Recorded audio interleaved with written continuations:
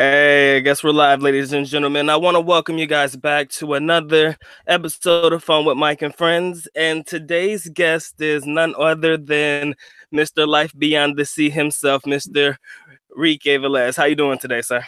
Hey, pretty good, pretty good. I'm up early today at 9. Yeah, that's probably not natural in the Philippines unless you're working there, but it's all good. Yeah. All right, so I'm already familiar with the channel, and I'm sure many of my viewers, when they come in, they'll probably be familiar as well. But let's go ahead and get a little bit of your back information about what inspired you to come to the Philippines first, and exactly how long you've been in the Philippines. I've been full-time in the Philippines. I came for the very first time knowing that I was going to stay, even though I'd never been here before. And I actually Okay. recommend people don't do that because in my situation, and my personality, I'm just kind of a 100% on or off kind of person. So I just decided All right. I was going to come here, no matter what was here, I was just going to adapt to it. So back in 2011, I made the decision to come in a year, and then exactly 1 year later, in July, I came down here in 2012 and been here since. And I do take a 1 month trip to California to spend time with family, and I just came back, in fact, last week, and we did kind of a long visit this time. But yeah, I came down here. I've got like the whole story back at the lifebeyondthesea.com website.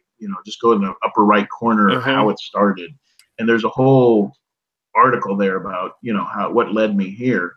But Okay. basically, I arrived on Mactan in 2012. Stayed there for 6 months. I got a 6 month lease. I didn't want to commit to a 1 year lease right off the bat. And then it's just been an ongoing, truly adventure, going from island to island, living at different places, learning the culture, enjoying just everything, the beaches, all this stuff. And along the way, I've been sharing it on video, articles. I just did a podcast last night, and people seem to be really curious about retiring outside of their home country in the Philippines.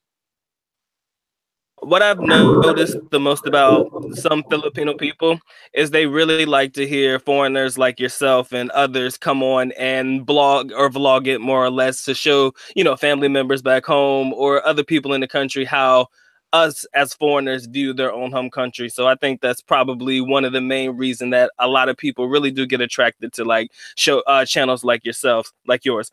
So basically you told me that you went, straight into the deep end. You didn't do any studying, you didn't watch any channels or anything in reference to coming to the Philippines before you came here?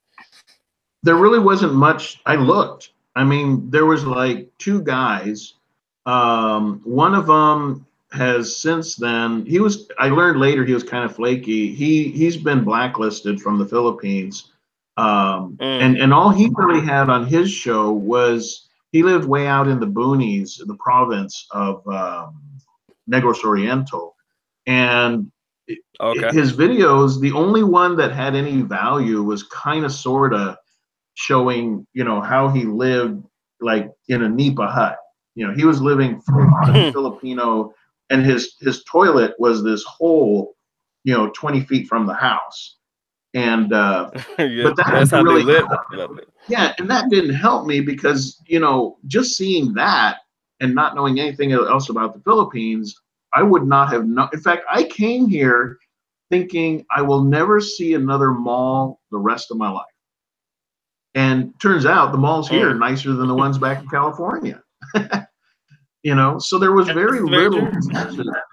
There's very little to research back then, 2011. So when I came here, yeah, I really didn't know much. I mean, I went on Google Images and typed in Philippines, and I saw tons and tons of pictures of beautiful beaches, the stuff you see on screensavers. And then I saw like some areas, and it was like, because any country, except maybe, I don't know, Sweden, even then, but just about any country, you got your high income areas of town, and then you got the other side of the tracks. And a lot of the pictures I saw on Google, some of them were very pretty, you know, the province life. You could tell people didn't have a lot of money, but they were very happy, and you know that's the life they know. And then I saw other pictures, which was the inner city, and inner city poverty just sucks, you know, anywhere. And at least in the Right. Philippines, the people in the province could wake up and at least it was a beautiful environment, you know, full of green trees. There's even banana trees and mango trees. You know, I mean, it's if you're going to be low income, at least in the province, it's beautiful. But man, everything about inner city poverty just sucks in every direction. It just concrete everywhere, no resources, nothing laying around of value. So when I came here, I really did just start from ground zero. There wasn't much for me to know, you know, when I showed up. Think that the video that you were describing, that sounds like something that would probably turn a lot of people off. You know, some people coming from the United States, they're used to their, what, for lack of a better term, their American amenities and things like Yeah, that. But you say the only video that you saw is a guy in a hut, and they yeah, would think that off like that. I mean, if you've been to the country, you know that's absolutely false. But you know, right. if that was the first video you've ever seen, that would definitely, in my opinion, be considered to be a turnoff. But I guess ultimately, why was it the Philippines? I mean, we have other beautiful places to go. We can do Colombia, we could do Hmm. Brazil. You know, there's a lot of places, and also Thailand and other Yeah. Southeast Asian countries. So, for Hmm. you personally, Yeah. Now, in why my the Philippines? case, now see, in my case, I had a very non non normal reason to come to the Philippines. Most guys, you know, the stereotypical scenario is you've got Mm-hmm. expats who they're they're ready to retire or they're already retired at 63 or they've got a decent enough military pension or job pension that they can retire in their late 40s and they're looking around and they're just not happy in their home country. And this is whether it's Canada. I've talked to guys from every country, whether it's Canada, UK. I've talked to guys in Romania. I mean, everywhere. And they look around and they're just not happy with the dating scene as far as what's available. Mm-hmm. And they're also just not happy with how far their dollar or their euro is going to go in their own country. And they're like looking at their social security. They're like, how am I supposed to live on 1,500 a month? You know, that's rent. You know, that's barely the mortgage rate. So they get Okay. online and they start typing in about alternate places to retire. And most guys these days, they eventually stumble on the idea of retiring in Southeast Asia, whether it, like you said, be Thailand, Vietnam, Philippines, whatever. Now, in my case, I didn't go through that process. In my case, in a nutshell, I was already working a business. Never occurred to me to live outside the United States. I never grew up thinking to myself, oh, I want to travel one day. Never was on my mind. And so I was running, I quit a really good job that just kept me indoors in order to run my own computer repair business so that I could be out meeting people. And I lived in Mm-hmm. the wine country. So I met a lot of like attorneys and accountants and all this, real estate agents. I had a really good clientele. And one day, a client, Right. I had fixed their laptop, and sometimes I'd go to their house, other times I'd meet them in town when they got off work. And this one client, this one day back in 2000, guy, this was like 2007. Um, they said, "Oh, well, let's Mm-hmm. meet at this restaurant," and it happened to be a Filipino restaurant. And I said, "Okay," you know, I'd never been there before, so I went, and I was just really surprised. You know, I walked in and the waitress was like really pretty. She was a full-on Filipina from Cebu, and I was just like I'd never really Okay. considered that. You know, like it was just I was just blown away. So you know, I was single. I wasn't in a relationship, so you know, I tried talking to her. She totally just shut me down. You know, and she was really pretty. She was from Cebu, And what I found out later is she was working at the restaurant just to help out her sister. Her sister owned the restaurant, and she was in California to get a divorce from her American husband. So I kept going back to that restaurant for 5 weeks. Every day at the end of my schedule, I would go back to that restaurant at Okay. about 7 p.m. and I would stay till closing, till they close sometimes at midnight on Fridays, and just hoping that I could get this girl to go out with me. And eventually, after five Okay. weeks, she gave me one date for an hour.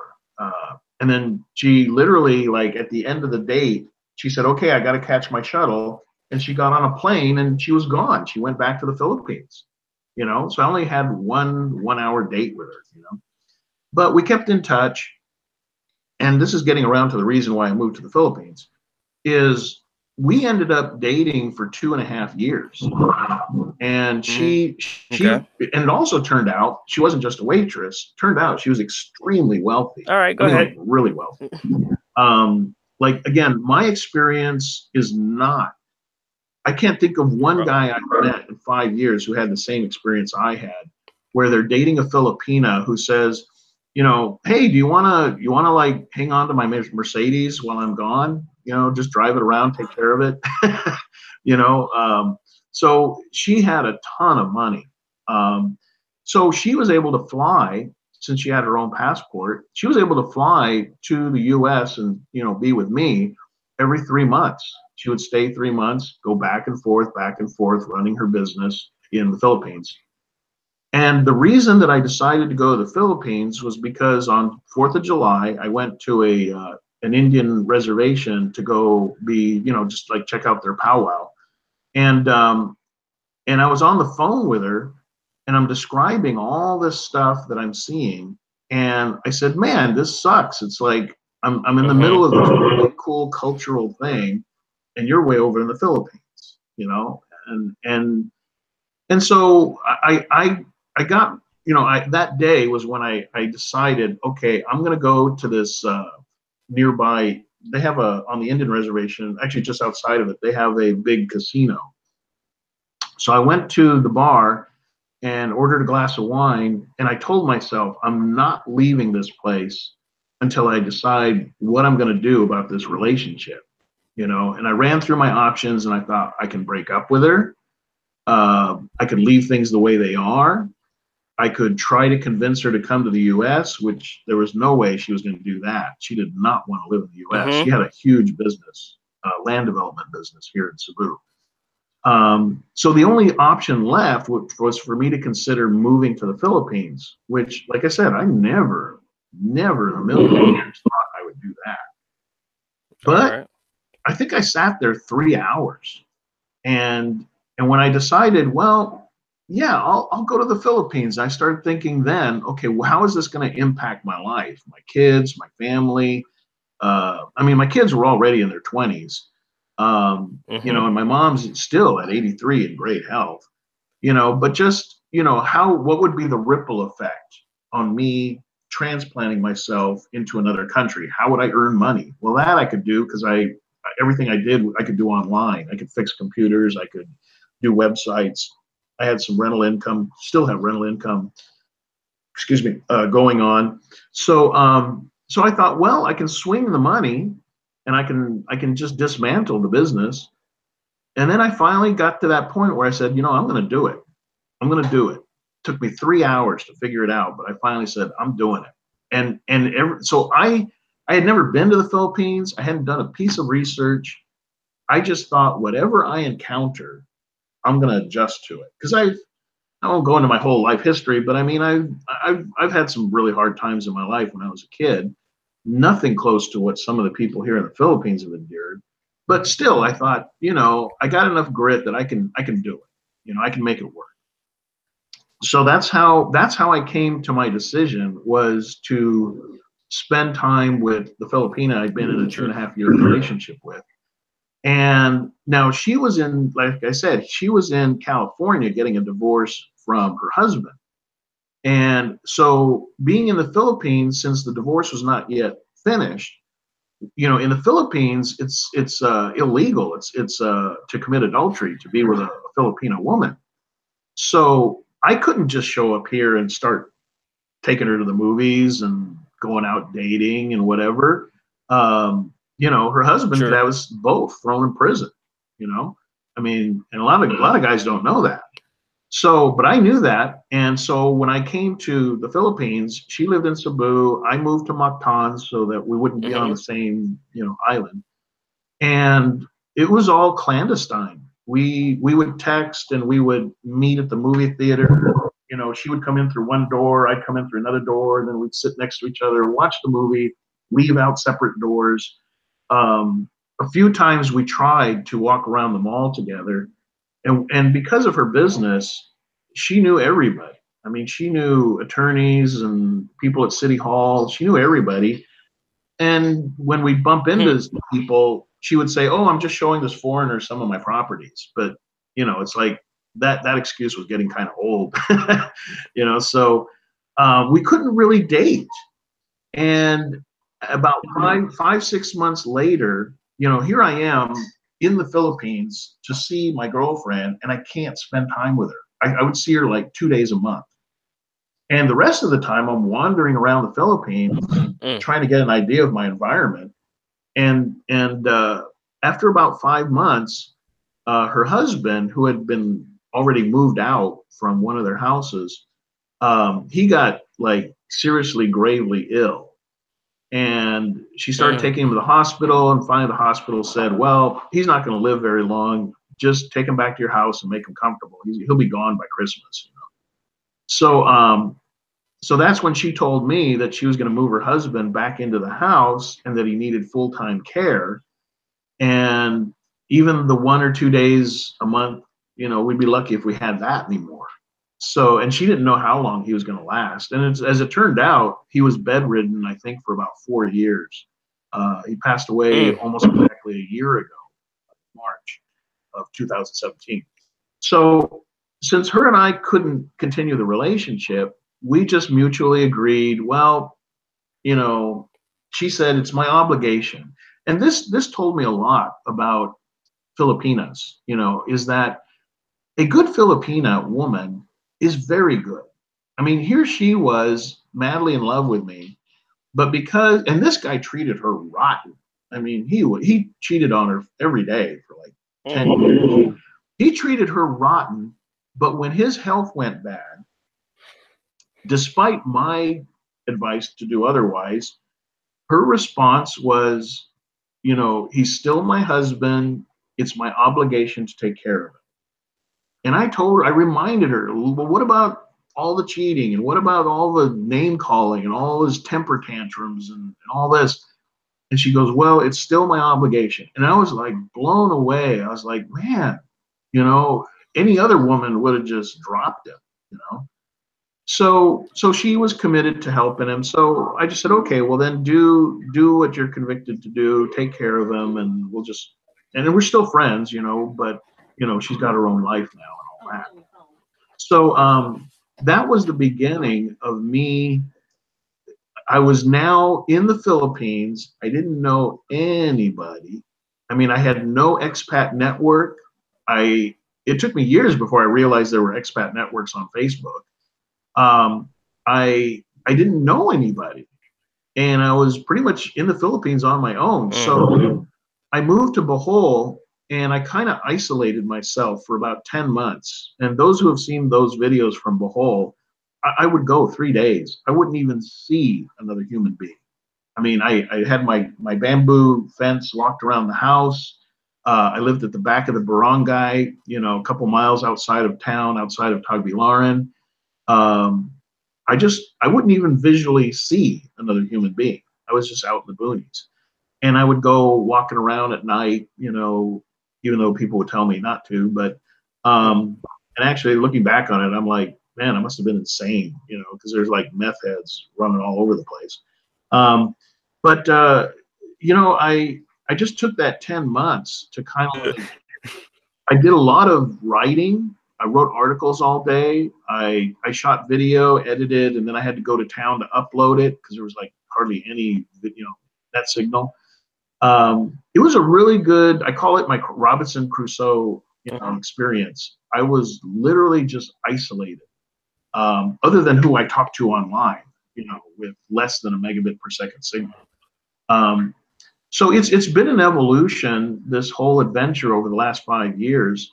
Because I went from Bohol, made my way south, went on a road trip through Moab Boal. I only picked Dumaguete because it was the next thing on the map. I didn't know anything about it. Next thing I knew, Dumaguete was my town. And then I moved out of Dumaguete just a little bit to Bakong, and I got a really nice cottage by the beach. And same thing, I did a lot more video, kind of pulled out of the expat social scene in Duma, not because it was a bad thing. I got a lot of great friends there. I just needed time alone again, to kind of get creative and, like I said, do my videos, do my writing. I had a scooter now, so I was riding up into the mountains, and I love that.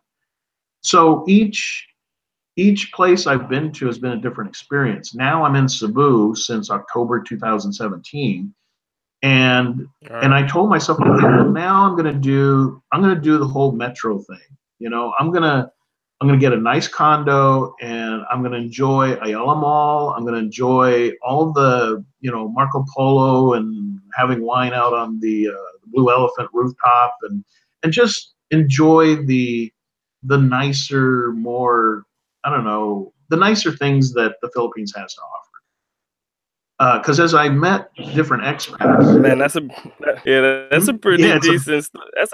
It's a creative story, man. I mean, let's be honest. Most foreigners, even nowadays, they fall in love with somebody that. Well, let's make it clear that your relationship wasn't one that was online. It was one that was actually in the physical. You met the girl and you talk with her. But most of these guys nowadays, they just meet these girls online and then they automatically take the trip. Now, maybe they do their research, but sometimes they do not. So they kind of jump into this situation, and I guess it's a very, very positive thing that you kind of landed on your feet and you found a way to make such a positive thing out of not being able to be with the girl that you probably really wanted to be with. It's a good thing that you found a positive in that situation, and you found the Philippines, regardless whether the relationship with the young lady didn't work out or not. You still found that the Philippines was a place that you wanted to stay, and you had really no plan on going back. So that was definitely something interesting to hear. But I guess I'm interested in some of the places that you have yet to see in the Philippines that are really high up on your list, because I know you've traveled around quite a bit, but where have you not gone that you definitely have on your list of places to see in the Philippines? Okay, yeah, good question. I do have a list, and a lot of these places are, again, out of the hundreds and hundreds of expats that I actually sit down and have lunch with. I always ask where they're from and how do they like it. What do they like about it? What do they not like about it? I love meeting up with expats. Right. I probably meet up with about 75 to 100 expats or more a year. I mean, that's like almost every 3 days I'm meeting with an expat. In fact, I've got some on my calendar already here through the end of the month. And what I like is sitting down, and like I said, for me, it's a chance to grab data, to hear about different places. What did they like, not like? What were their experiences with relationships? All that. And one of the places that I've not been to that I'm curious about is Dipolog. Dipolog is, I believe, south of Dumaguete.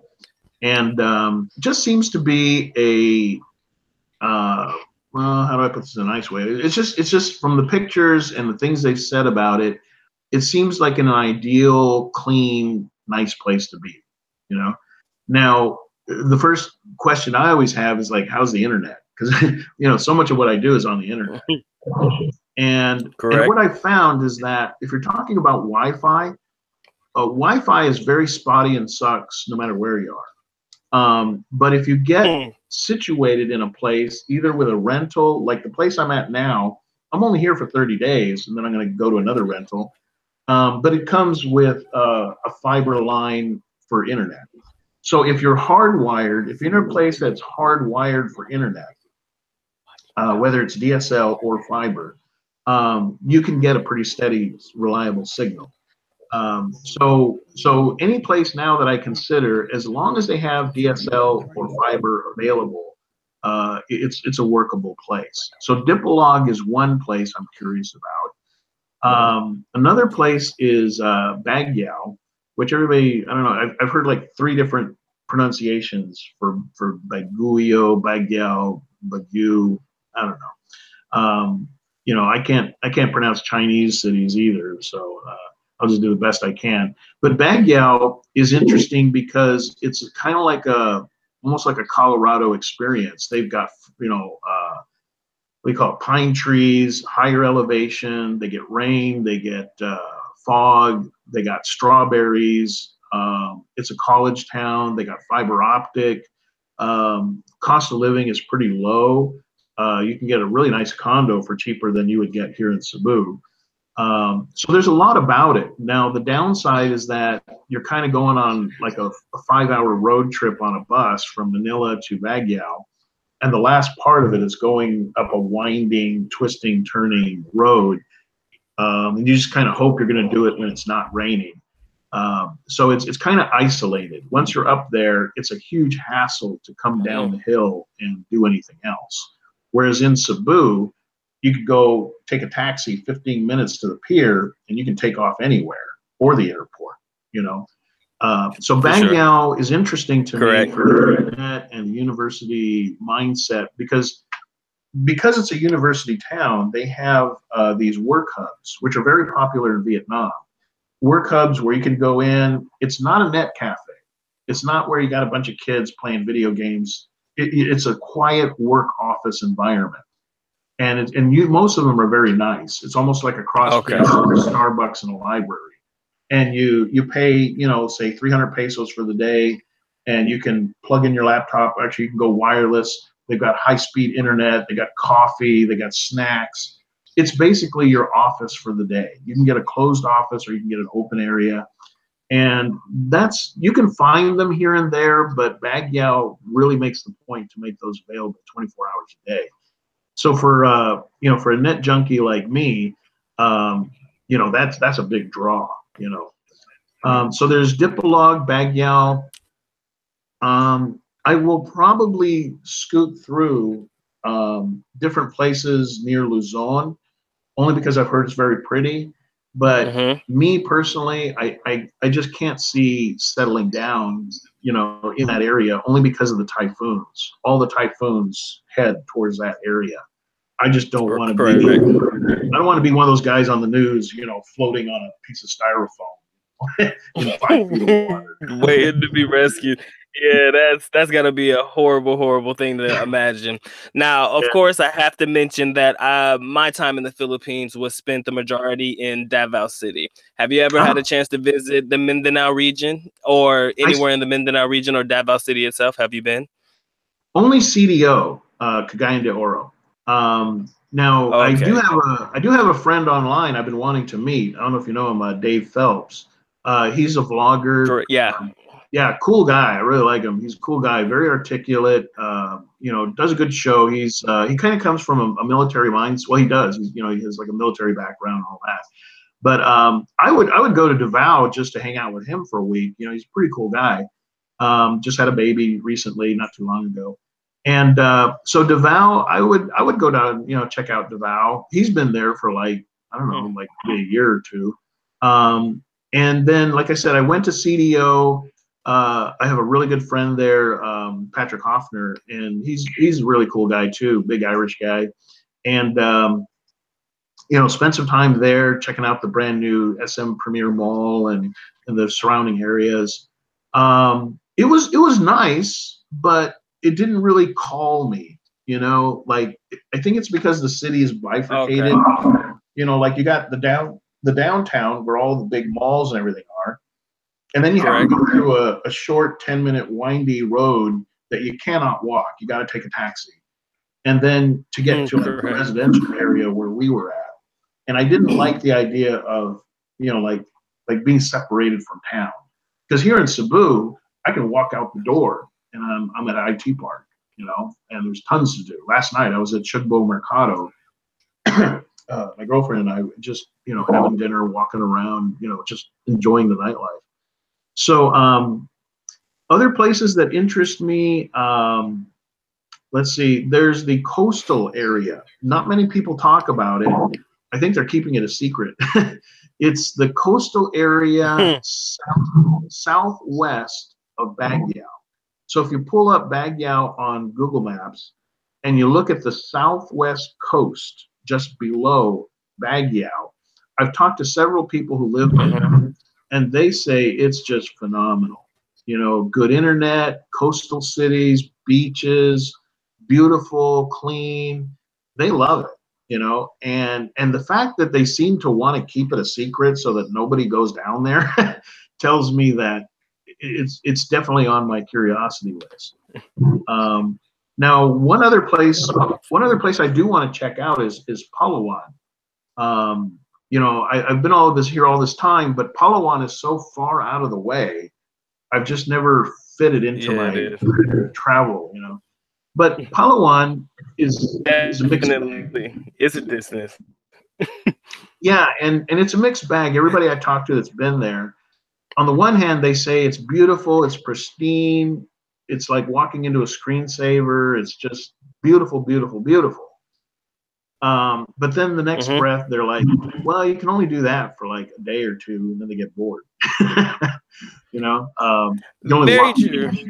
Yeah, it's like, because the fact that it is so pristine means there's no malls, no, not like you see here at Ayala and all that.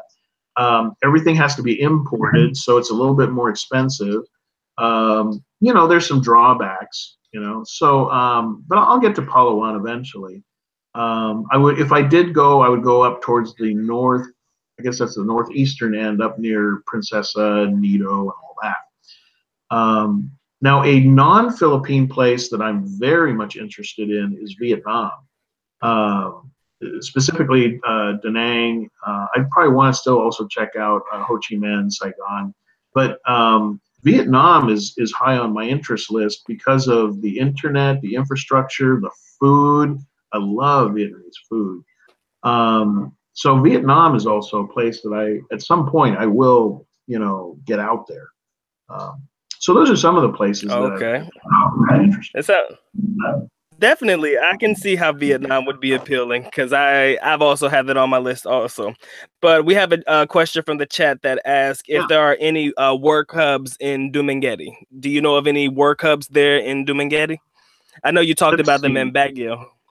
Yeah, there's a place called, I did a video on it. I'll see if I can put a link in the comments after we're done. There is a place, I can't think of the name of it, but if they go to Mafioso Pizza, it's right across the street. And it's just one block off of the boardwalk.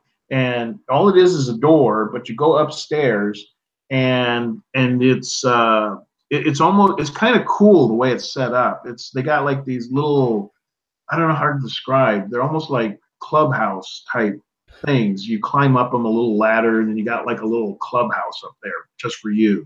They got pillows, you kick back on the pillows. They got internet.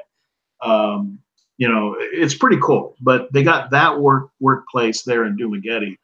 I can't think of any others in Dumaguete. That's the only one I know about, other than maybe, no, well, there is one place called Second Story or Two Story. It's like a sandwich shop. They have internet. It's kind of laid back. Oh, also, it's not quite an internet hub. It's but at least it's quiet. Is Scooby's over by Silliman University. It's pretty big, and upstairs they have tables. And I used to go there and do some of my work because they have, again, internet. They got stuff to eat, and it's a pretty quiet environment for the most part. Well, I hope that the question in the chat.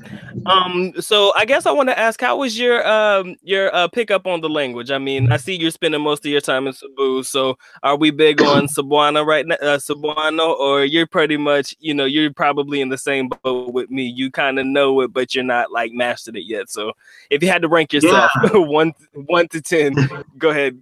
What would be your rank? My rank would be about a 2. I've been here 5 years, and And I keep, here's the reality. And I saw this in the United States, because my ex-wife was from Mexico. She was from Tijuana, Mexico. So all of her family, Okay. uh, was like from Mexico. And I see the same thing happening with me that happened with them. They came in from Mexico, and they all spoke Spanish. And even my one ex sister in law, who had been living in California for like 12 years, could barely speak English. And the reason was because they came to California, they worked at jobs where they only had to speak Spanish. They read, Spanish magazines, they Okay. listened to radio in Spanish, they watched TV programs in Spanish.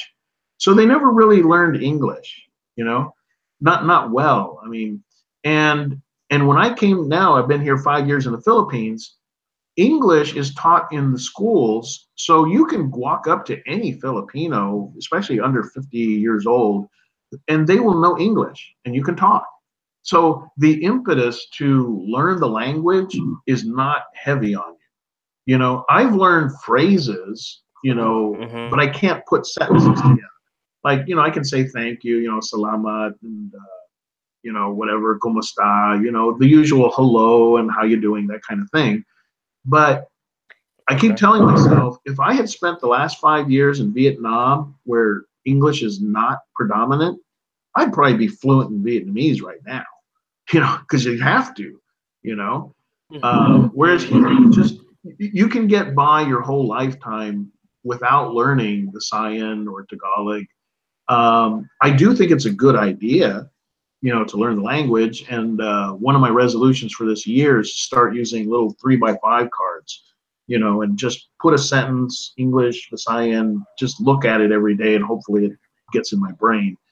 Um, but yeah, I haven't Per really learned much other than phrases. I know the names of a lot of animals, like chicken and monkey, but that's actually, yeah, that's kind of hard actually to put really those. interesting. Yeah. Yeah, it's interesting because if you think about it, a lot of guys have this preconceived notion that you have to learn Filipino when they come into the country. But truth be told, because they speak a lot of English in the Philippines, it's never something that you are basically required to do. It was the same with me. Like I said, I lived in Davao City for 10 years. I barely speak Bisayan. I know a lot more Tagalog than I know Bisayan. Mm. And most of the people that talk with me used me to help with English. It was never really the other way around. They kind of wanted to talk with me in English. So, Mm-hmm. me having to use Philippine, like you said, the phrases and the terms, I can string together a couple of phrases, but it was never something that was a requirement by law unless it was a class that I was taking. Yeah. Now, what advice do you normally give first timers coming to the country? Just give me three key advices that you can think of that you would give any foreigner that's coming into the country, if you can think of three. Oh yeah, actually, there's a video I did which is like the two my two rules for living in the Philippines, and it's Okay. a video I actually did pretty early on, and it's been pretty popular. Um, the one rule is make no commitments your first year living in the Philippines. No commitments, because it'll take you a year just to acclimate, and you need a whole year to learn how to get around the transportation system, getting your groceries around when you don't have a car, knowing where to pay your electric bill, where to get water, because a lot, you want bottled water, you got to have a source for bottled water. You got to know who you can trust, who you can't trust. You need a whole year just to know how to get around safely. Again, big one is who you can trust, who you can't trust. The way things work here, things go a little bit slower, so you have to plan in advance a bit more. And in that first year, Mm-hmm. I tell guys all the time, I do this FaceTime thing where people can buy an hour of my time on Skype. It's $35, and guys have loved it so much. I've gotten like $100 tips. I mean, they were like, I really saved their butt. And the thing I tell them is in that first year, don't make any babies. Okay, number one.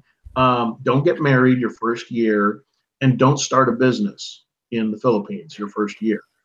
Because if you still want to start a business after you've lived here a year, at least you know what you're getting into. It's you got all the challenges of running a business that any business have, but you're competing with people in pesos. It's a whole different type of market. In the USA, for instance, if you're providing good service, good food at a restaurant, you're going to get customers. In the Philippines, Correct. a lot of it is price driven. So even if your product, your food is good and your service is good and your ambiance is nice, that's going to cost you money to do.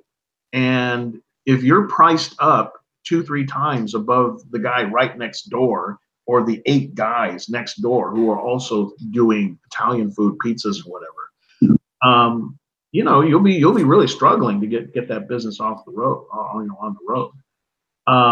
The second thing is similar to the first, which is do not buy land, your first year.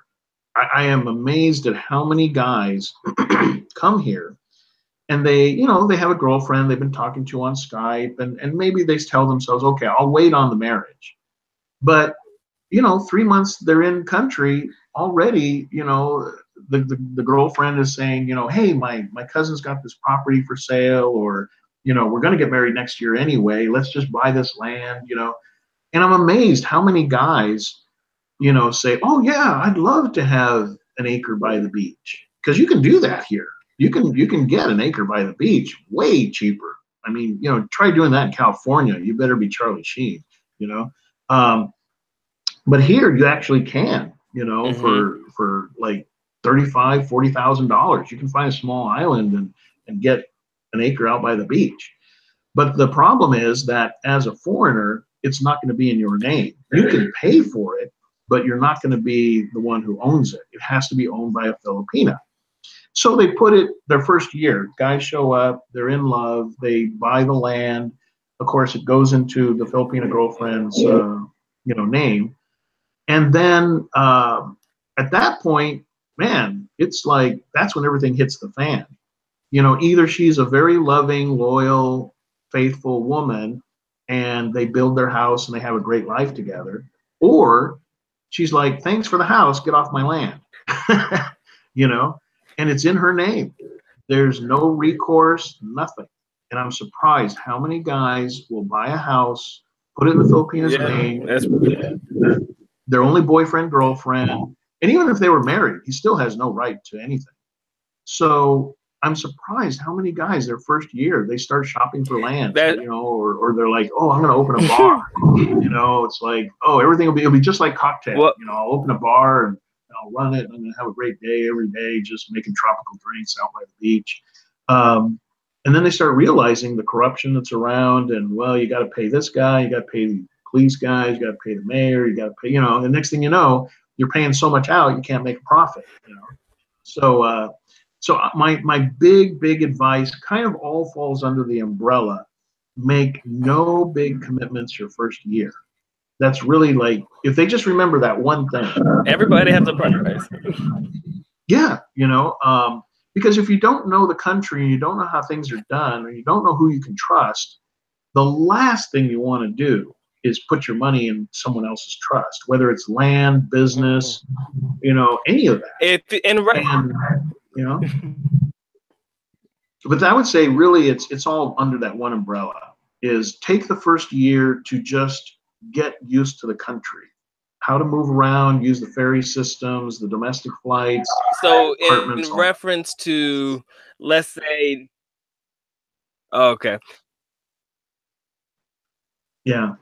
And really, I mean, it's like if you listen to in reference to possible mistakes made, because I mean, all foreigners in the country, we've all made mistakes.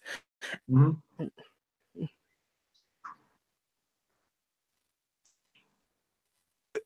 What would, if you wish that you knew before you came to the Philippines, in reference to mistakes, maybe personal mistakes that you may have made as a foreigner coming into the country and not really knowing, like, immerse yourself in the culture? If you had to come up with one, what do you wish you got here? I would say that the biggest mistake, aside from like, like what I just mentioned, getting into a marriage when you've only known somebody 3 months. I mean, that's just insane. Um, but I would say that the biggest mistake that guys make is, and it's a point I keep trying to drive home in my videos. The biggest mistake I see guys make who crash and burn is they don't know what they want. They don't know what they want. They come here thinking they know what they want, but in the Philippines, you can have whatever you want. You can have the lifestyle you want. If you want to live out by the beach, you can do that. If you want to live in the city, you can do that. And if you want to be married, you can do that. If you want to be single the rest of your life, you can do that. The biggest mistake I see guys make is they come to the Philippines telling themselves, I want to be married. I just want to find one good Filipina and get married. They think that's what they want.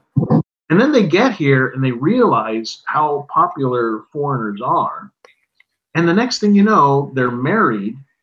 And then they're like looking around going, well, yeah, okay, I'm married and I got a couple of Yeah. kids, but I could have had this girl, I could have had that girl. And next thing you know, these guys are married to a wonderful woman and they're cheating on her.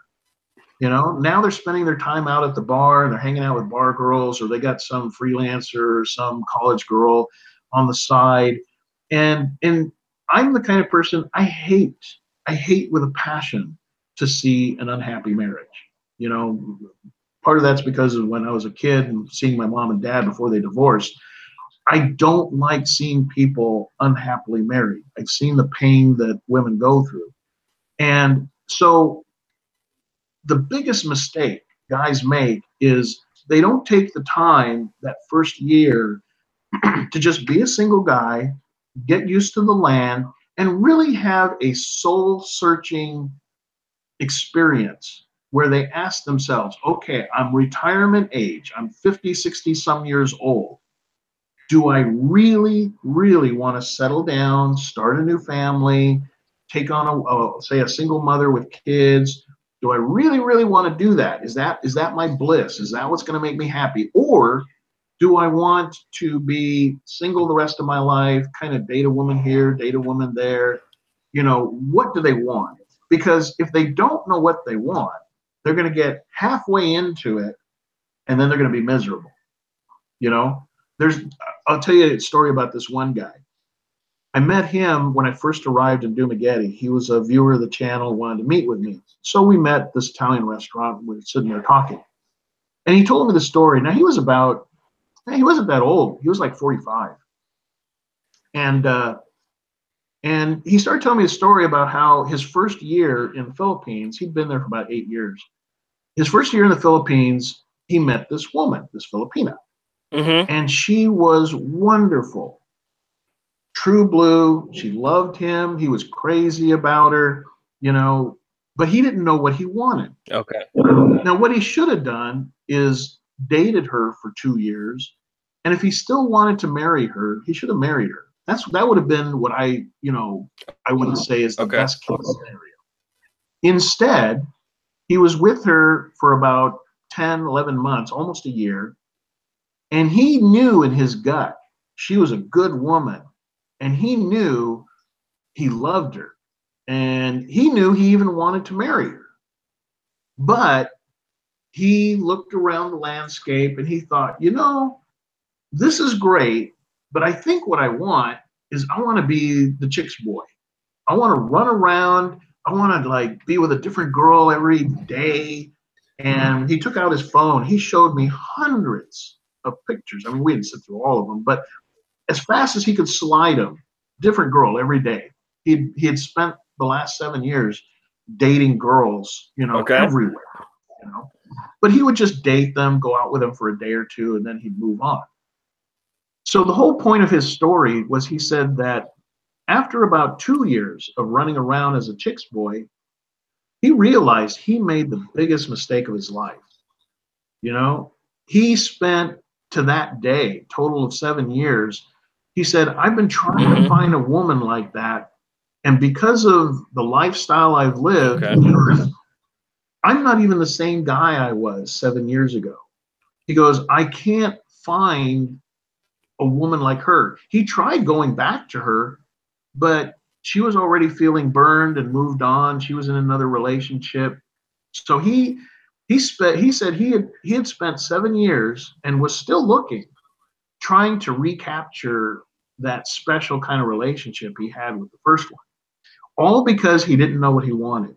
He really hadn't asked himself, and he realized, had he done that, he would have realized, I want a committed relationship. I want marriage. I want a good woman. And when he had her and he let her go, and now he regrets it the rest of his life so far.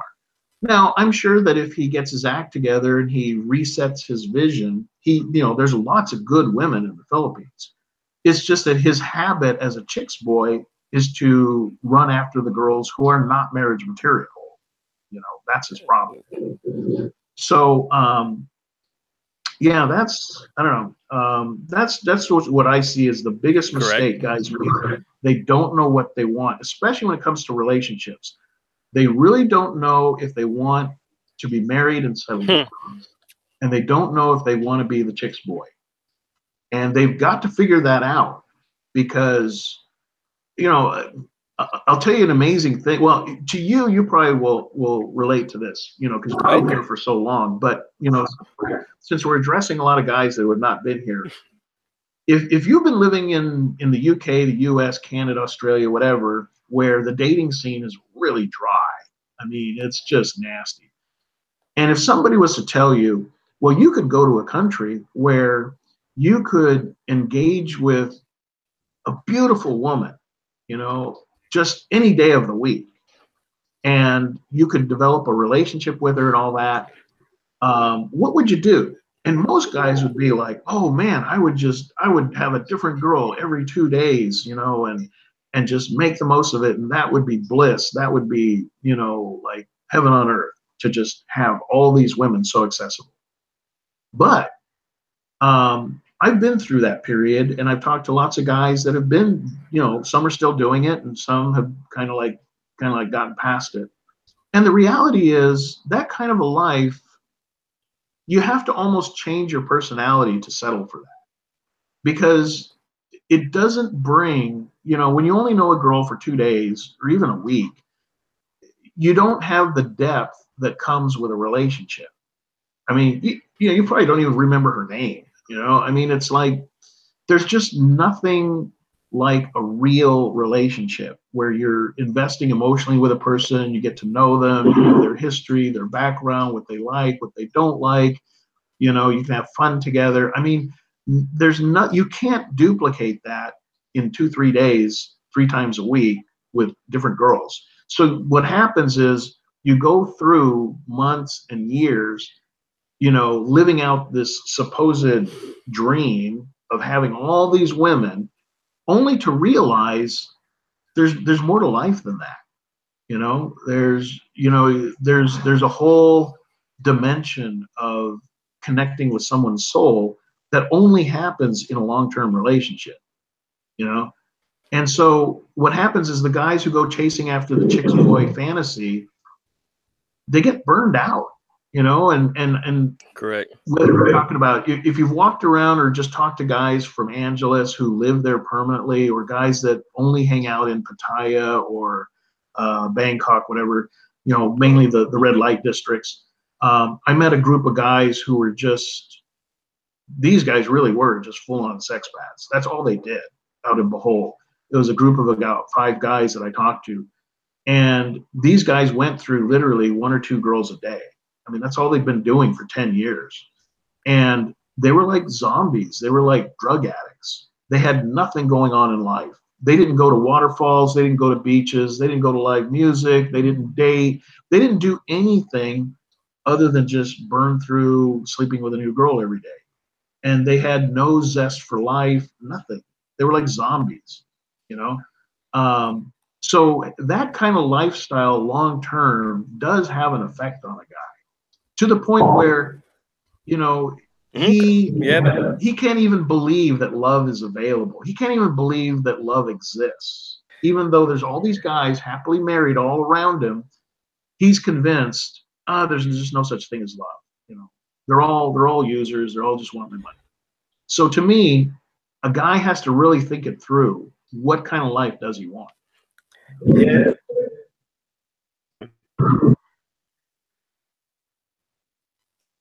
That agree.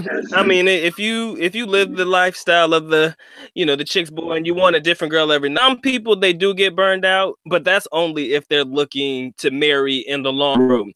But Right. specifically, what are you looking for in the Philippines for yourself? I mean, I'll be honest. I already have my girlfriend. We met while we were in the Philippines. We actually went to school together, so we've been together for quite a long time already. But for Mhm. yourself, I mean, where do you see yourself in the next 5 years? Do you think you'll Well, still be dating around, or do you want to get married, or how do you feel personally? for myself, I'll preface it with a video I did. People can look it up. It's the 4 types of expats. I talked about Okay. the group of expats that wants to just get married, the group of expats that's out to do like a lot of charitable activities. I went through like these 4 different groups, and I fall into the last group. I'm highly driven to be creative. I love doing podcasts. I love doing my web, my web projects. I love doing the YouTube channel. I Mm-hmm. love meeting with expats. I love seeing new places. I like moving into a different condo every month or 3 months. I love constantly moving and being creative. I have a lot to say and a lot I want to produce. I and because of that, Okay. what I know about myself is 100% sure. I don't want to raise kids. I since I Oh. was 19, and I've said this plenty of times, I got married at 19. I started raising my kids. My first one was when I was like 21, and Mm-hmm. I know what a huge commitment it is to raise kids. I know. Back then I didn't know. Now I know. And the guys that come here and what they want is to get married and have 2, 3 kids and buy a house, live by the beach, and hang out with expats. Um, that's a fantastic life if you want it.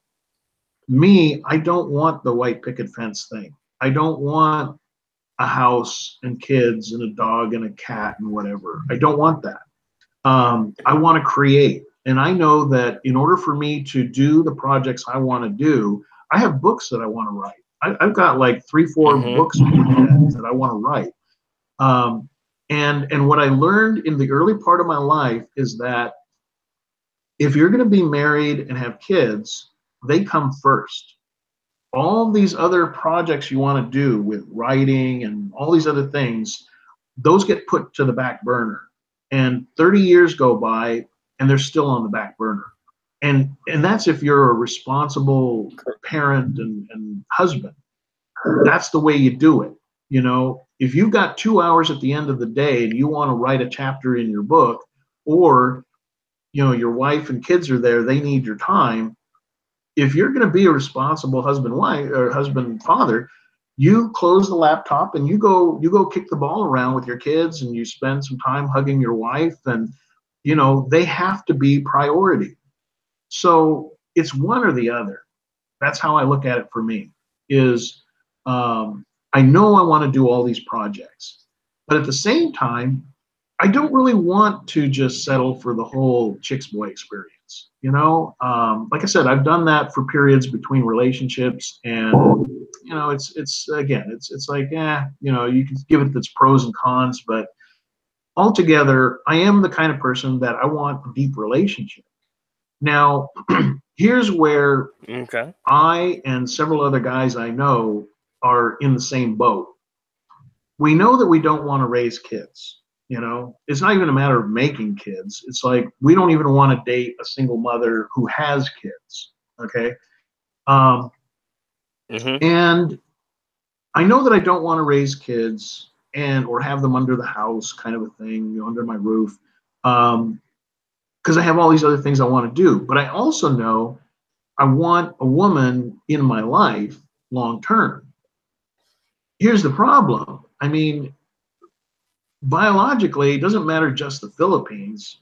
Most women want to have a kid. You know, that's the hard part, is how do you have a long-term happy relationship, marriage or whatever, when there's no compromise. You can't have half a kid. You can't have a kid like half the week and then get rid of them the other half. There is no compromise. You either have a kid or you don't have a kid. Mm-hmm. And if you don't want kids and she does, somebody's not going to be happy. Either she's not going to be happy that she doesn't get a kid, or you're going to be unhappy because there is a kid. So that's the catch-22 predicament I'm in.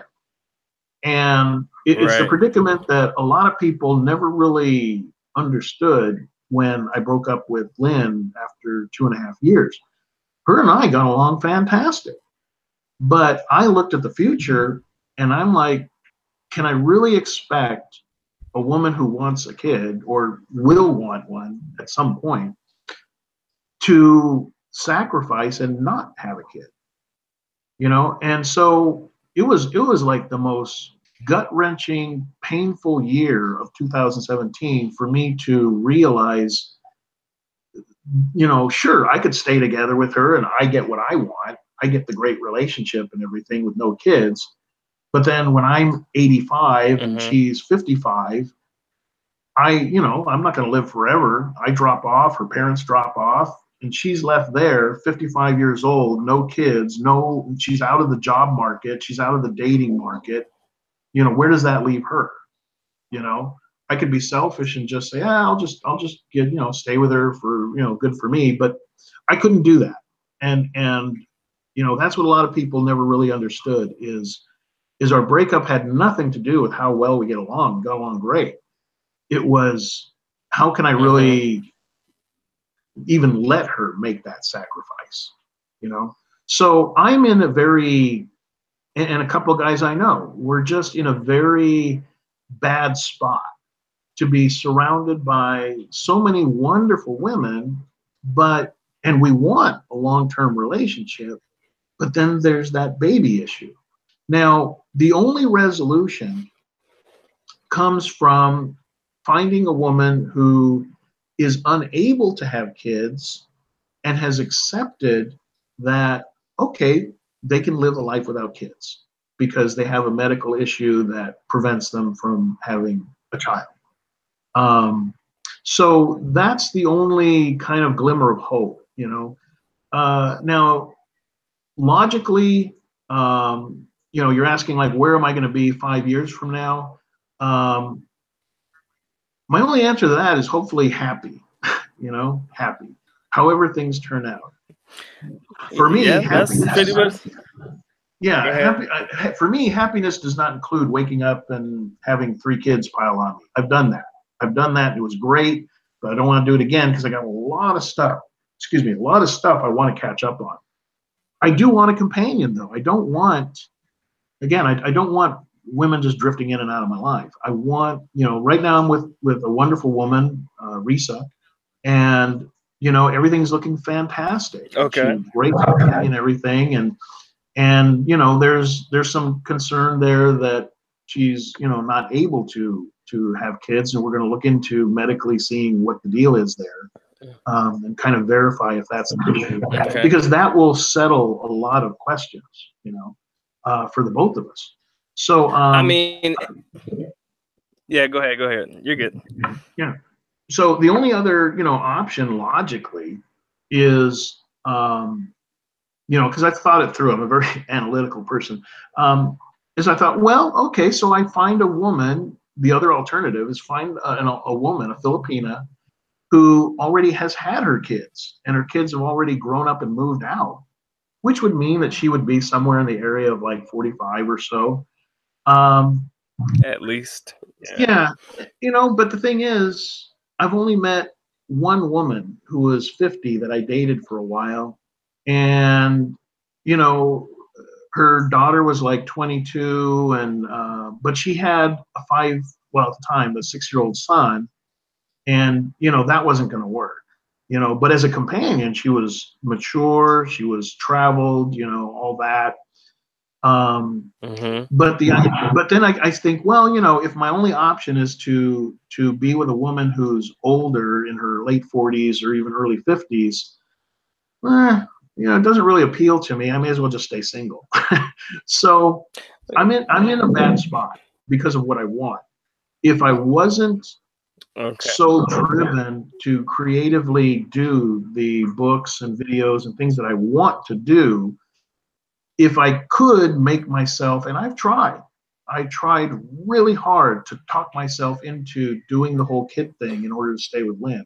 If I could have reached that point, I would have done it by now. I'm not one of the Correct. guys that can go back and start at the diaper stage raising kids. I'm just not that guy. Yeah, that's true.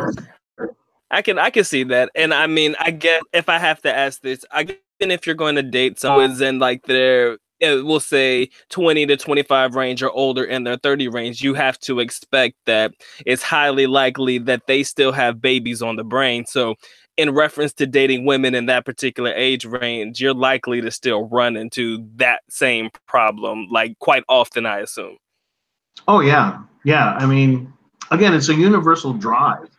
I mean, I was just telling my girlfriend the other day how when I was in California by myself, I'd go to the mall and just kind of drift around, and I'm just observing everybody, and I'm thinking to myself, there's, I'm looking at how many couples there are, and I'm like, people are just driven to have a mate in life. Animals do it, humans do it.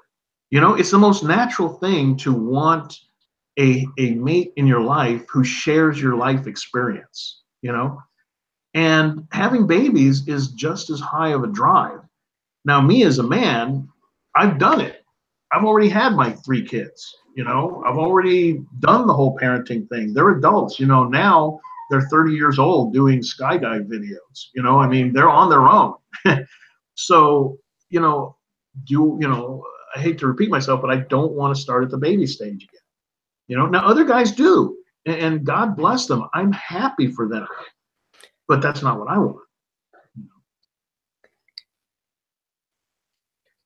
Gotta agree. Some of us rested in wanting kids. I mean, especially and when you're older, and it's probably something like you said, something you've already been through. Why repeat it?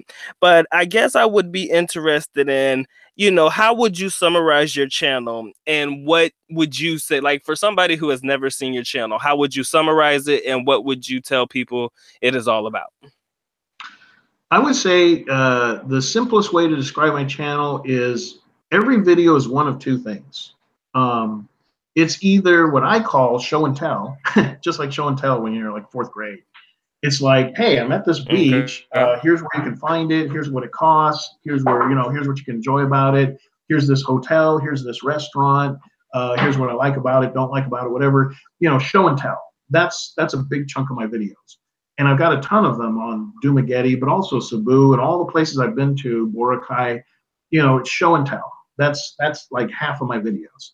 The other half of my videos are the videos that didn't exist in 2011, which are what I call topical videos, where there's nothing to show. I'm just sitting in front of the camera, relaying information and observations, which are two separate things.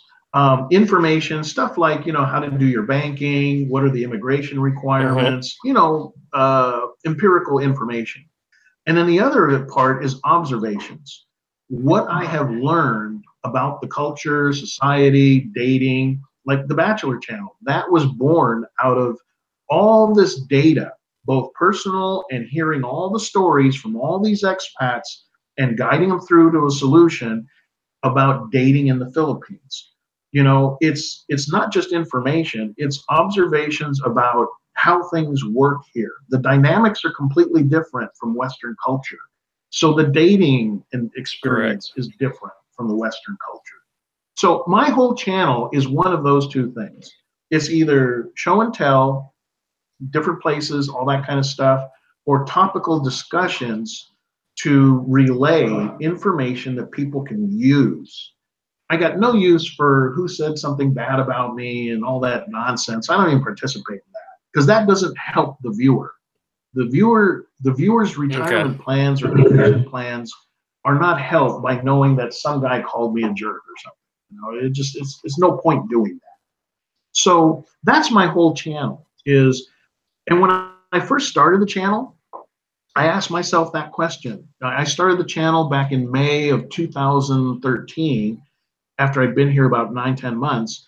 And I decided at that point, okay, I'll do a channel that addresses the general public because until then I was just doing videos for my kids. And I thought, okay, what am I going to bring to the table? And I looked at various vloggers that were out there. I looked at, for instance, this one guy, and he was, I guess, trying to be a comedian, and he was very much a whole persona. And even though I never met the guy, I could tell he's not that hyped all the time. I didn't want to be some other persona. I didn't want to like pretend to be some other guy, you know. And then I looked at Jenna Marbles. I don't know if you ever checked out her videos, but she's this blonde-haired, blue-eyed, really pretty, really funny, goofy, just amazing vlogger. She's like up there with PewDiePie. I mean, she's Jenna Marbles. But she's got this cute little Chihuahua dog named Kermit, and she's beautiful and she's funny and she's constantly coming up with new content. But I looked at her and I thought, well, I'm not a handsome and I'm not a pretty person, and I don't have a dog, I don't have a monkey, I don't have anything. I can't. Her whole thing is entertainment. I'm just not an entertaining guy. Maybe by accident once in a while, but my whole forte is information. I want to show people places they can go when they get here, and I want to give them the information they need so that they can satisfy, the immigration requirements, all that, just kind of stay out of trouble, where to bank and all that kind of thing. So that's my channel. I want to give people information they can actually use. Okay. There's other guys aside doing more. Oh, go ahead. Yeah. The entertainment part's kind of covered with other guys. Okay. So aside from your channel, you also have your blog, and you also have, what is known as your bachelor's course. So without giving away too much detail, about what it is, but can you give a generalization of what your bachelor's course is all about? Yeah, in fact, I'm very open about what it's about. There's a page they can go to, a web page. It's PH, like Philippines, phbachelor.com. phbachelor.com. And I list out very quickly on one page, what the channel is all about. Now, what the channel is it's very much man-to-man talk. And that's why it's a separate channel. Because, when we're guys and we're just talking to each other, we just get to the nuts and bolts about it, and it's not the kind of conversation you have in general, among just sort of general people with women and kids mixed in. It's correct. It's a lot of real solid question and answer stuff that we want to know about dating in the Philippines. And half of the videos are for guys who are looking to get married. And I go into the mechanics. I mean, I'm talking like the detailed mechanics. How do you find a good woman, and how do you filter out the bad ones? So you can find that wife, the woman you can count on, the woman that's going to be loyal to you. How can you stack those odds in your favor so that you're dealing with a good woman? And then the other half of the videos are for the guys who have no interest in marriage. They just want to socially date. They just want the chick's boy life. Well, that's fine. If a guy wants to be the chick's boy, he needs to know how can he stay out of trouble, not just legally, but with the community. How can he do the right thing? How can he date in what I consider a socially responsible manner? How can he be fair with her? How can he avoid implied promises, because again, I don't like seeing people hurt in the dating process. It's unavoidable. I mean, look at all the songs we have about heartbreak, in blues music and rock and roll. Some heartache is unavoidable when you're dating and starting relationships. But I want guys to do things in such a way that it minimizes the pain that's involved in the dating process. So that's the whole Bachelor channel. It's helping guys with the mechanics of being in the Philippines, whether they're here living here to date and find that life, or if they can't live here, how can they safely protect themselves as they, you know, kind of introduce and build rapport with Filipinos online, which is a big chancy thing. You really got to know what you're doing, or you will get ripped off big time. You know, and then the other half of the channel is for the single guys that have they just want to stay single the rest of their life. You know? So that's the All right. and it's only $3 a month. I mean, you know, I've had so many guys tell me you should be charging $75 a month for this. This is like major information. Nobody, I mean, nobody, not one Philippine vlogger is doing this type of information and has the same background I have. I've been in the Philippines since 2012, and here it is. I'm still single. I have not jumped into a marriage haphazardly. You know, I have made decisions along the way to where I'm single and I'm happy to be single. I've got a wonderful girlfriend. You know, I'm at a place now where I've just never been happier. It's just I enjoy my life. And I want guys to find that for themselves, whether it's married or single. And there's a lot of obstacles in the way. And at $3 a month, I mean, you know, again, there's just nobody else offering this, you know, that has, you know, most of the, when you think about it, most of the vloggers, they've been married for years. You know, they could probably do a channel on how to be happily married to a Filipina. I think there's a market for that, and they have the background and the experience to do it, you know. But most of the vloggers are either married or, you know, still kind of new to the landscape, or they haven't really dived into the single scene the way I have.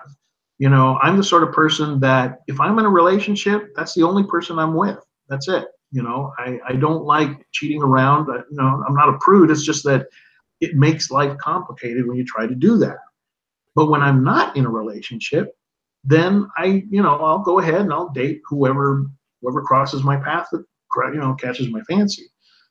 So I have the background to be able to help steer guys out of the trouble, how to keep from getting your stuff stolen, how to keep from getting robbed, how to, you know, just everything. So that's what the Bachelor channel is basically about.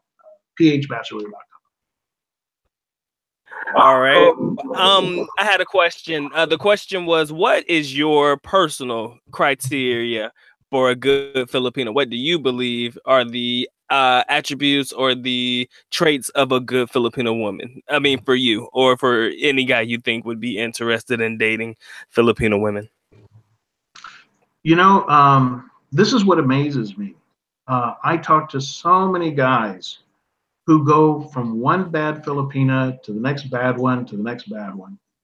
And it amazes me because if a person were to come into the Philippines for even 3 weeks, and they have their wits about them, if they kind of like get past what she looks like, because too many guys really, once they see a pretty face, their brain falls out of their head and they just chase after her no matter how evil she is. It amazes me that guys keep finding the bad ones, because what I see on a daily basis, I do a lot of walking on the sidewalks, the malls. I love walking. You know, I need to lose weight, so I walk a lot. And so what I see is that 80%, easily, 80% of the women out here working in the city and whatever are good women. They're good women. They have good character. They have good integrity. And it amazes me that guys can't find them. They're everywhere. But the problem is they're either looking online, which is really, when you think about it, it's really not much different than going to the bar, because just without the alcohol. Because at the online dating sites, these women can be whatever they want to be. And there's so much room for deception. It's where they all gravitate. They all go there to make a buck off of some love-struck guy looking for a wife. So, but when you're here and you're walking around, getting back to your question about what do I look for, I've said this many times, both in the Bachelor class and my regular videos, is if you're looking for a good woman, is when you think you spot her in public, you know, she might be a waitress, she might be a cashier, she might be just in the crowd, a customer in the mall. Don't just walk up to her and say hi. Watch her. Watch her for 5 minutes, you know, at least 5 minutes. Just stay off her radar, you know, try to be discreet. Just watch her. And this is where some guys possess and some guys lack the ability to read another human being. Look at her body language. Does she smile? Does she have a positive outlook on life? Does she seem to be engaging with the people around her? If she's working, is she a hard worker or is she just yapping on the phone, you know, when she should be working? I mean, these are all the little cues that you look for in those 5 minutes. Does she smile? Again, does she even have a positive outlook on life? I've seen plenty of girls when I was not in a relationship, plenty of girls that I would give them a 9 or a 10 on attractiveness, but I'd watch them for 5 minutes and I was like, I don't trust her. I would not trust, and I walk away. I don't care how pretty she is, I walk away. I will not deal with a woman I can't trust. So what do I look for? I look for character. You know, I can say my girlfriend right now, it's like a lot of guys see her and they're like, oh my God, she's so pretty and you're so lucky and whatever. And she is, she's beautiful. But the reason we're still together, you know, after 4 or 5 months is that of who she is inside. I mean, you know, I won't go to all the details, but I mean, growing up, she faced some really hard times in her life and she did the right thing. I mean, when the chips were down and her parents were both gone, she stepped up to the plate and at 17 years old began working and going to school, keeping her 2 younger sisters in school and earning enough money to take care of them. She took on the parent role for her 2 younger sisters. And that was at 17. Now she's 22. She's been working a really good job, you know, been faithful in that. I mean, to me, that is the kind of grit and integrity. That's the kind of woman I want next to me, is a woman who, when everything hits the fan, she doesn't fall apart. She comes up with a solution. She does what's right. A lot of girls in her position, sad to say, they'll head off to Angeles and they start working the pole to bring some money in. And she didn't. She went out and she worked and she, like I said, she finished her school and she got a good job and she just got yesterday like the 4th award in 4 months in a row for her department. I mean, she's a thinker. She gets these awards for coming up with good ideas for the company, and she's competing with everybody in her department. So I mean, I don't need a woman to have things in common with me. You know, that's the other big fallacy that guys make, is they think they need to find a woman that has everything in common with them. Forget it. That's how you pick friends. You pick friends based on having things in common. A woman, well, number one, women don't have anything in common with men. They're about as opposite to men as you can get. They're built different, they think different. So it's not a matter of finding things in common. It's a matter of who is she inside. I call it heart. Does she have real heart? You know, because I'll put it this way. A bad Filipina is really bad, but a good Filipina is really good.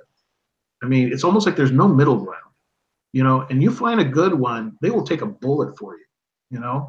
You treat them right, you know, they're not looking for a mansion, you know, the greedy ones are, but I mean, you know, if you can provide, you have a stable income.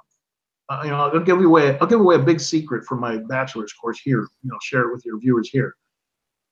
The 2 things that a Filipina, maybe women in general universally want, but especially with Filipinas, the 2 things a Filipino wants is number one, that you are financially responsible.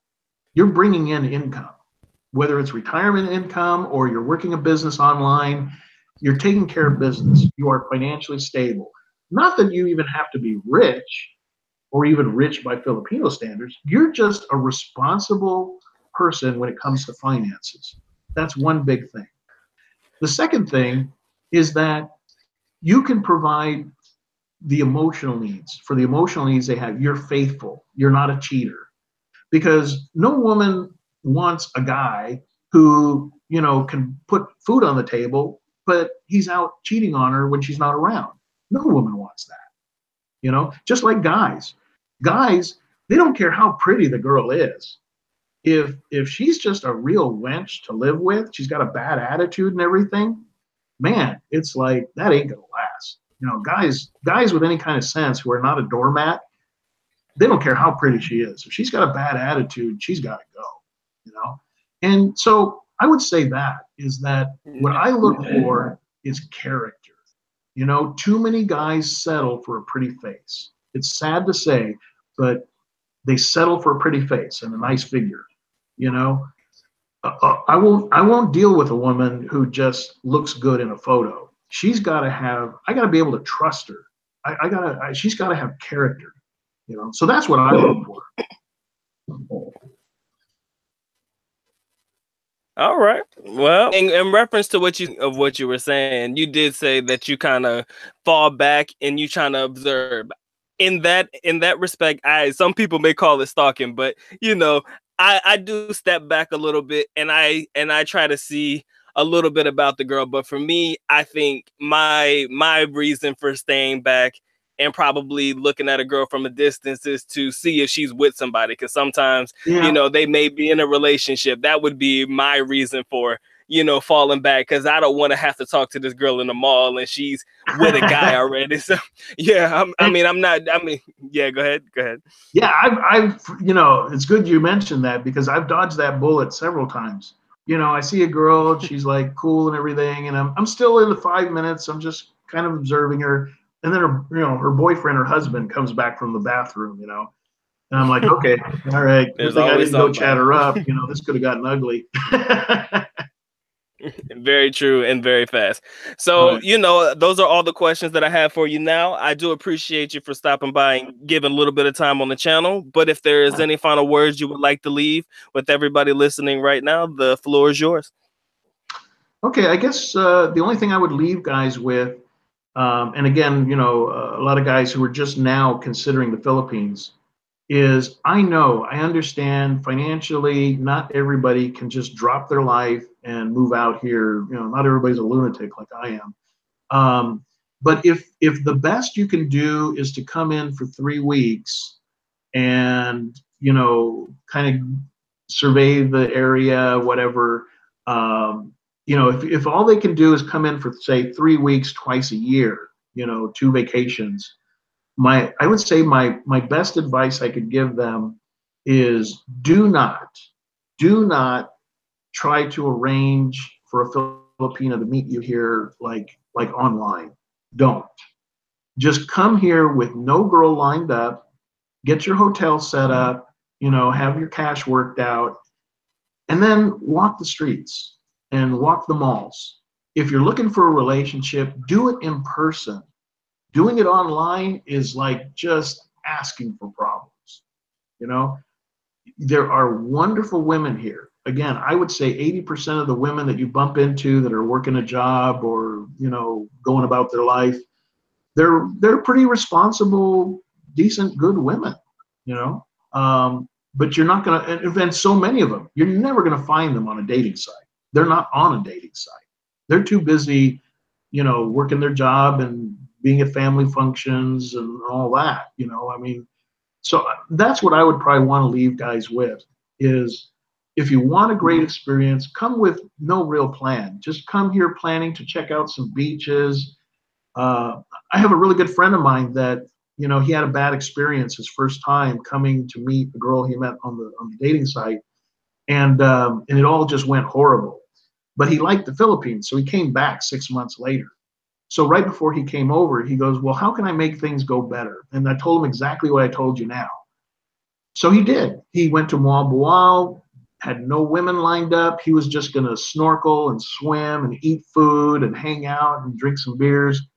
And he went to I think it was like a buco coconut stand or something. And the girl, the Filipino there at the stand, they started chatting and talking. And, so she got off work and they went out on a date. He ended up spending the whole 3 weeks of his vacation with her. They stayed in contact. Now that they had met in person, they stayed in contact online till his next visit. And now they've been happily married for like 2.5 years. They're a fantastic couple. He found the girl he was looking for by not looking for Hmm. And that's, some guys don't know. Sometimes the best Filipino is standing right next to you. It's not something you plan for. If a Yeah. guy chooses to be single, we'll let him be single. If they want to get married, let them get married. Yeah. We just live the lives that we want to prepare for ourselves. So I appreciate you taking the time out of your day. We've been on for probably about an hour and 30 now. I do appreciate you stopping by and, giving the channel a little bit of time. And I hope you have a good rest of your day, guys. Before you walk out, just make sure you leave. And if you haven't already checked out Reekay's channel, by all means, it's easy to find Life Beyond the Sea Philippines, and Okay. you'll definitely see it in the search box. All right, guys, I appreciate you stopping by. Reekay, as always, I appreciate you showing up, and we're good to go. I appreciate you guys. As always, Mike is out. All right. Good to see you. Bye-bye. All right. Take care. Take care.